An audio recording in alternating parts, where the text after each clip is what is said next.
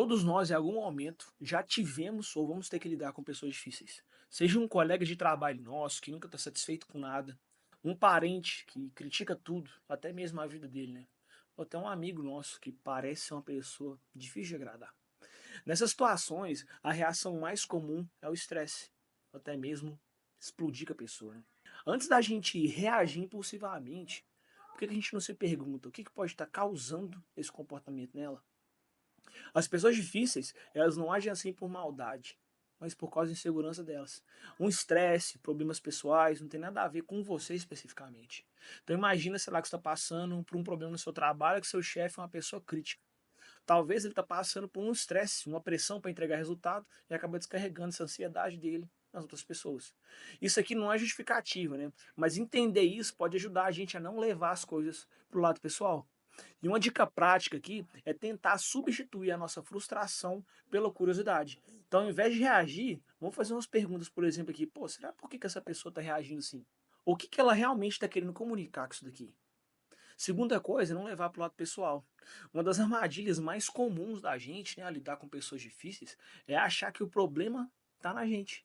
Mas só que na maioria das vezes o comportamento delas reflete muito mais o que elas estão passando do que a gente.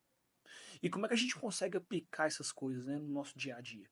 Primeira coisa, é o comportamento dos outros não definir a gente. Isso é fato. Então, respira fundo, né? Vamos tentar separar a atitude delas com a nossa reação.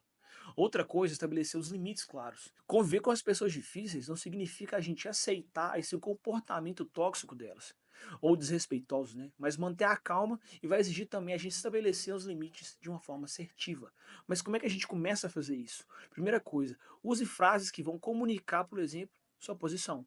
Então, eu entendo o que você está dizendo, mas só que eu preciso que a gente mantenha o respeito aqui acima de tudo. Ou eu fico feliz em te ajudar, mas só que para isso a gente precisa de conversar de uma forma mais civilizada, de uma forma mais tranquila. Ou outra coisa, né? Então, sempre manter um tom de voz mais firme, mas ao mesmo tempo calmo. Isso aí vai demonstrar sua confiança e vai evitar que a situação só piore. Outra coisa é praticar empatia, só que sem perder o controle.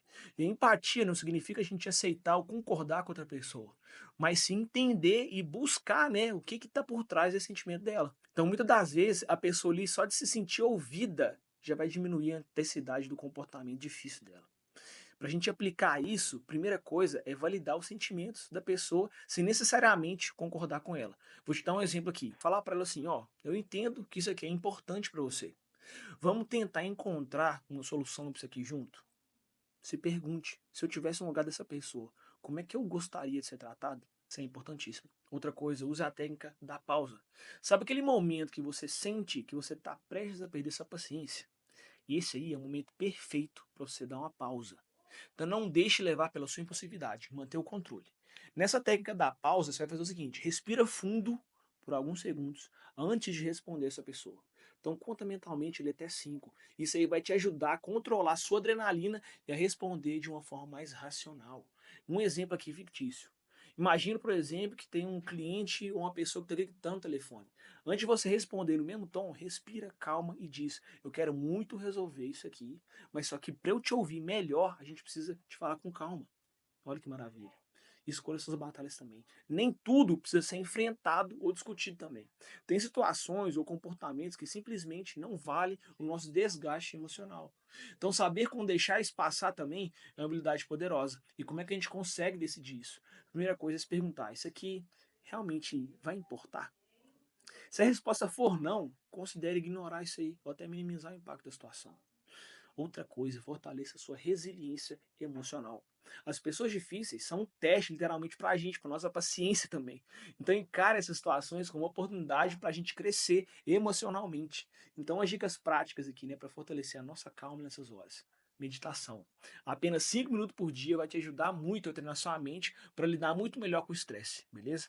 E exercício físico vai aliviar também a nossa tensão, né, reduzir a nossa irritabilidade. E uma reflexão aqui. Após uma situação difícil, se pergunte o que eu posso aprender com isso. E saiba quando se afastar também dessas pessoas. Apesar, né, dessas estratégias que a gente está falando aqui, algumas pessoas elas vão continuar sendo assim e tendem a prejudicar a nossa saúde. Então, nessas situações, afasta delas, tá? Se você vê que não está funcionando, é o melhor que tem a se fazer. beleza? Então vai diminuindo o contato gradualmente, se possível aí, né?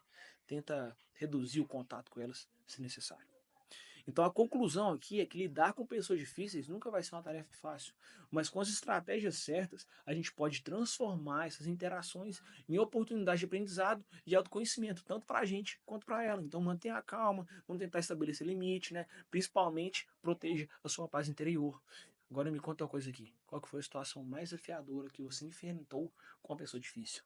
E também como é que você reagiu? Vamos tentar compartilhar essas experiências aqui?